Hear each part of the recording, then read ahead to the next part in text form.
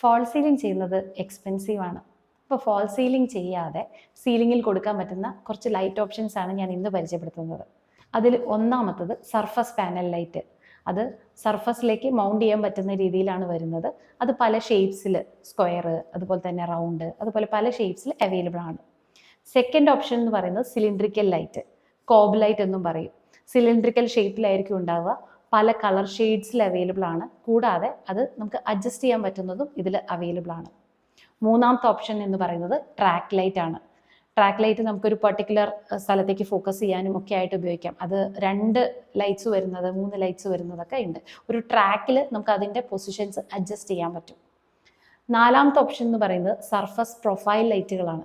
Profile ലൈറ്റുകൾ നമുക്ക് സീലിങ്ങിൽ നിന്ന് വാളിലേക്ക് വരുന്ന രീതിയിൽ കൊടുക്കാൻ സാധിക്കും. അതേപോലെ തന്നെ കൃത്യമായിട്ട് പ്ലാൻ ചെയ്യുകയാണെങ്കിൽ നല്ല ഡിസൈൻസ് ഒക്കെ നമുക്ക് സർഫസ് പ്രൊഫൈൽ ലൈറ്റ് വെച്ചിട്ട് നമുക്ക് ഉണ്ടാക്കാൻ സാധിക്കും.